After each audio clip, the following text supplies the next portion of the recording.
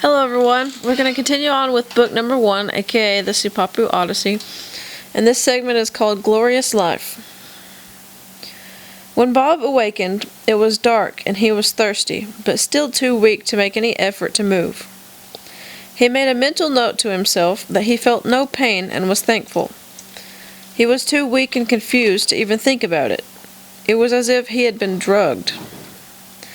He felt a great peace and drifted back to sleep. This time, he was aware it was sleep, and not a loss of consciousness. He didn't know where he was. He assumed he was still on the riverbank. He didn't care one way or another. The next time he came to, it was broad daylight, but the sun had not yet risen. He could hear water running. It sounded wonderful. Before he could make any effort at movement, an arm was slipped under his head, and an earthen vessel of water, he could smell the clay and feel the roughness with his lips, was held to his mouth. He drank thirstily and lay back. He could see the sun would shine into the area where he lay after rising a little higher, and he was glad. In spite of the fact he was covered with a sort of furry blanket, he was chilled, and the warmth of the sun would be welcomed indeed. His own clothing had been removed, and his arm was straightened and splinted with a pack of some kind of fragrant herb, and on the open wound which the jagged bone had made in his arm. He also noted that his right knee and left ankle and foot were also wrapped in herbal bandages. He had learned by this careful probing, then settled back and relaxed. He felt no pain and realized he was being cared for, and he sure needed it. The first day or two drifted by hazily as Bob fought illness, strangeness, and lassitude. He became aware that an Indian woman was sitting across the center of the room from him. She was holding a small loom in her lap, which she wove threads from big balls of coarse string of what looked like a kind of cotton or wool. Sometimes she wove rabbit fur, cut into strips, into a blanket, like the one that covered him. Back at the far end of the long room, which was more like an adobe cave than a building, sat an old medicine man making arrowheads or something similar. There was a pile of flint behind him, and it appeared he was fashioning the points and tools from the pieces taken from it. Bob could hear the tap-tap, chip-chip of his craft all day. Often one or both of these people helped care for him. He had not yet really seen the person who was mostly caring for him, because he knew it was a woman because of her light, exquisite scent, seemed to be always back of him, or above his head.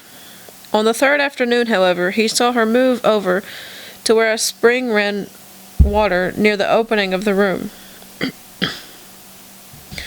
The water cascaded gently over the stone catch basin, and splashed happily over the small stones at the base of the basin. She had gone to get fresh water for him. She was returning, carrying a small bowl, when he looked up. He has always thought the Indian girls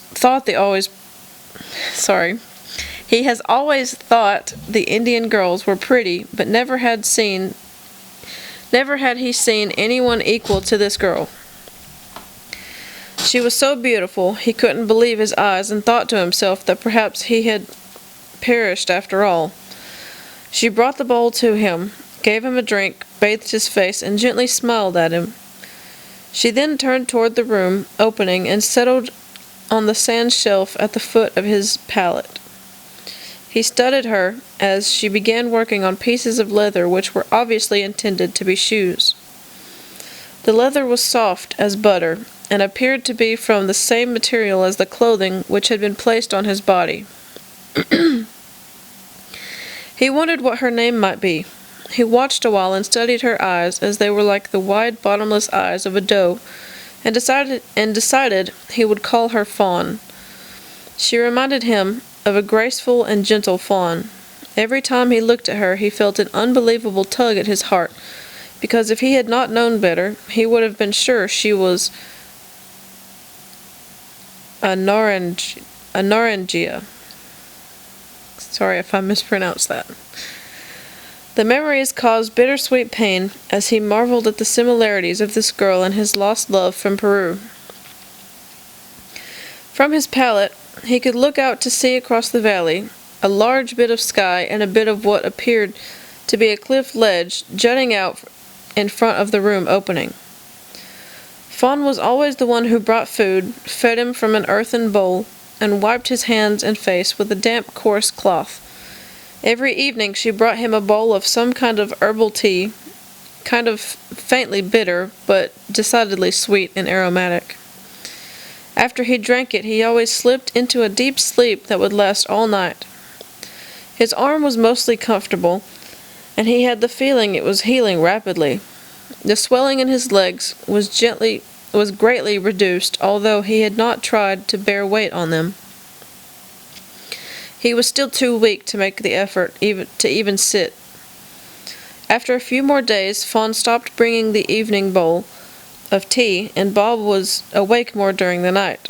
No one remained in his room at night. He was alone with his thoughts and dreams. In the early mornings, the medicine man stood at the mouth of the cave and chanted his greeting to the sun. On his way back to the flint bed, he always stopped and put his hands on Bob's injuries, one at a time, and Bob could feel the heat go deep into the injured tissues. Apparently, this had been going on every morning before he awoke, but now that he was stronger, he was more aware of what was happening around him. He noticed that a group of workers filed out of the kiva in the north end of the cave-like room. From the simple tools they carried, he deduced they were farmers raising crops in the valley, probably using water from the spring for irrigation. In the afternoon, a few children, 10 or a dozen, came out and were tended by a couple of older girls. There might have been a pool below where the spring ran off because he could hear the children splashing around in water. Later in the afternoon, the children all filed back past him, and he couldn't tell exactly where they went. Bob knew very little of Indian customs other than from stories told by an old Indian who helped at the Roost Ranch. He had enjoyed the fascinating stories told by the old man and eagerly looked forward to the evenings spent at the ranch with Steve. One of the legends was that the Indians had come up through the Sipapu and the bottom of the kiva to inhabit the earth.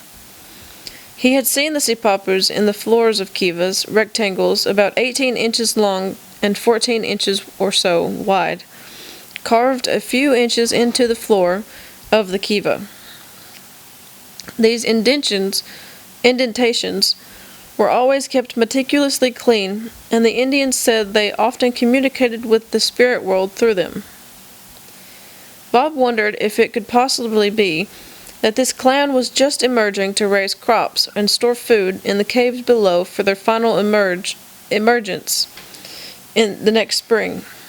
This large cave-like room in which he now lived was obviously ceremonial, for the Indians treated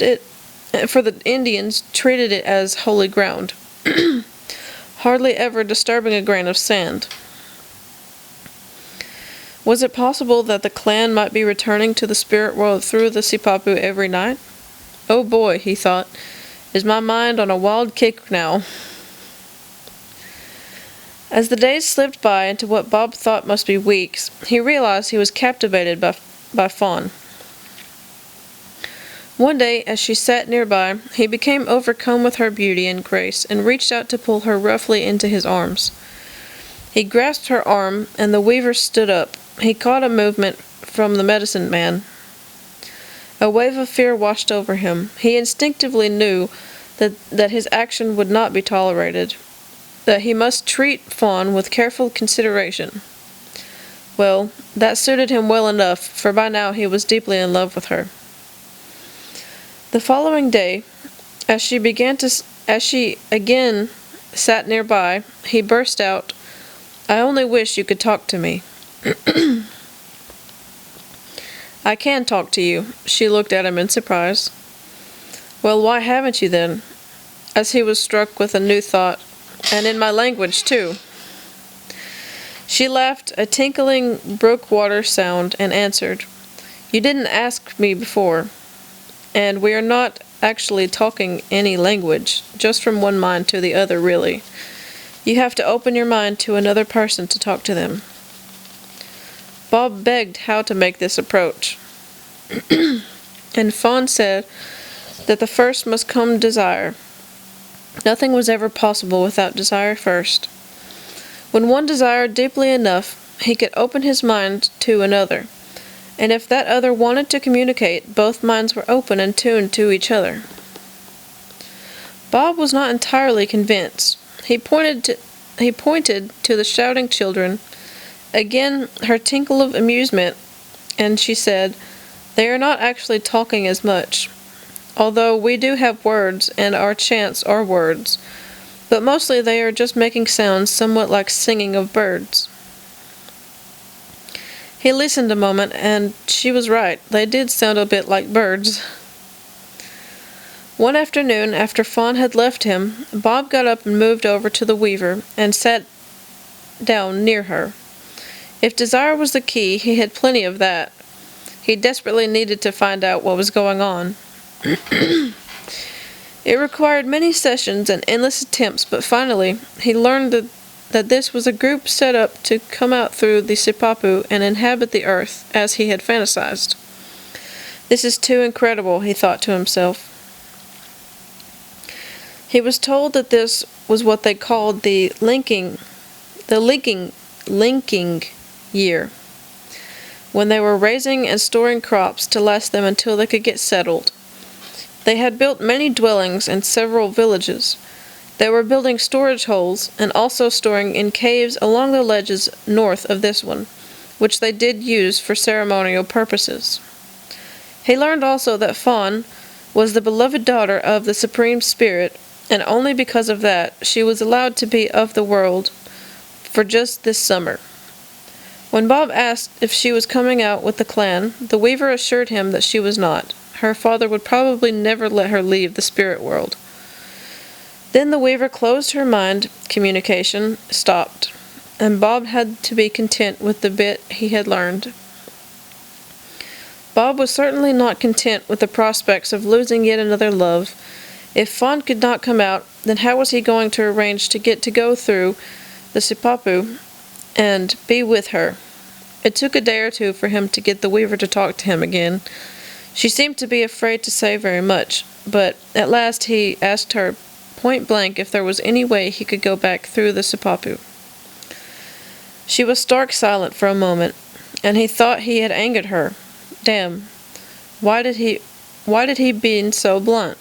"With faith, anything is possible," she finally whispered. Anything is possible? Bob was fascinated with this new idea. But only with faith. The weaver paused in her work to give him her undivided attention, something she had not done before, and he was almost sorry she was now, from the severe look on her face.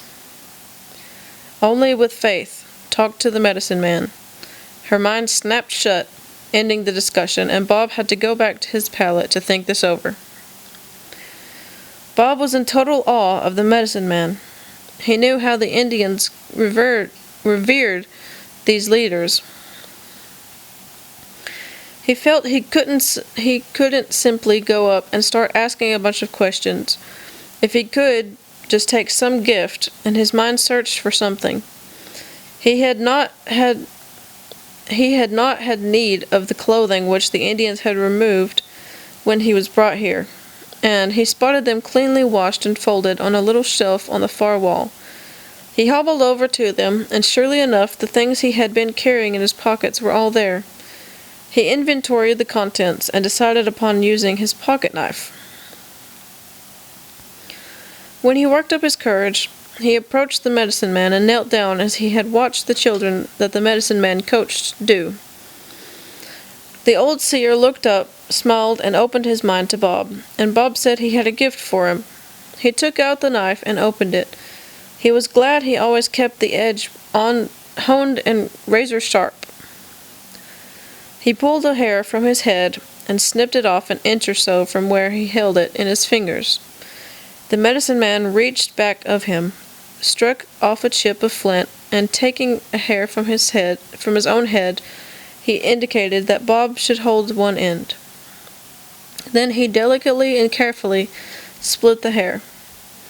Bob watched the little curls of spiderweb finesse curl up, and suddenly he knew the truth. They didn't need any of this so-called technology. Their culture was not physical. It was more refined than Bob's, and their stone tools were certainly adequate. The meeting was congenial, however, and Bob offered the knife anyway. The seer smiled, nodded his acceptance, and thanked him for the gift with a gracious poise. Bob became aware that his own perception had been considerably sharpened by this experience. After a bit, Bob looked at the old wise one again. He had to know, and this was the only way he could find out. As carefully as he could, he asked if it would be possible for a mortal to go back through the Sipapu, saying that he loved Fawn with all his heart, and he wanted to go and be with her for all time and eternity. The old man chipped silently at a magnificent arrowhead for a time, and Bob was afraid he's going to be told nothing. Then, after chip, chip, chip for a few minutes, the old man held out the arrowhead for Bob to inspect. Then he took it back, laid it carefully on a second flint, and with one chip broke it in 2 pieces. The old man smiled wisely and said there were ways to do everything if one had the desire and patience to learn. He handed the 2 pieces of the flint to Bob to make his point. After a time, the old man said that this matter had already come up in the councils, and they were aware that Fawn and Bob were in love. It depended on Bob, if he wanted to learn the rituals and chants, and then go through the spiritual teachings for purification. Perhaps he could go through the Sipapu with Fawn. Only after he had properly prepared himself could he try. He would be allowed to begin learning the next day, if that was his desire. Bob's heart sang as he hobbled to the doorway, and he let out a bellowing yell to the red-tailed hawk circling above. For days upon days, Bob studied and worked as he had never studied before in his life. He spent hours every day at the feet of the medicine man, repeating the chants, correcting his speech, going over and over difficult phrases. The old mystic sometimes laid aside his work and led Bob in a chant almost as if he were a music master, but often he just went on with his own work. The old man would lapse into hours of uninterrupted teaching of old handed-down legends. Bob had grown to love this being with reverence and respect. They laughed a lot, too, as the wise old man was filled with humor which he shared liberally. Bob was told there were many surprises in store for him while he dwelled there within the canyons, to not be closed to anything that might occur. He was assured that he would receive the inner sight to accept those things, and not to allow doubts and shock to preclude his receiving the guidance. He was told that he would be allowed to experience a great happening that had been set up eons before. He was also told that great knowledge would be opened up and truths presented which could not be disclaimed by the masses of human entities, that the time had drawn nigh for a gathering of the highest universal energies.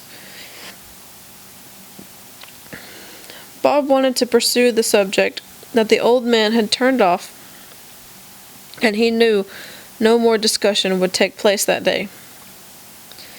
As the lessons drew to a close, the old seer placed a calm hand on his shoulder and said, "Remember, my son, with faith anything is possible." It was fairly late in the afternoon, and Fawn would be coming soon. Bob was restless, and he wanted to tell her that he would be leaving the next morning to go into the mountains to meditate and pray and make himself eligible to pass with her through the Sipapu. When she appeared, she was radiant with happiness, she already knew. They sat quietly together for a while. They didn't talk much. Words were not necessary to share this togetherness. Then Bob remembered the broken arrowhead. He pulled out the pieces, and they looked at them.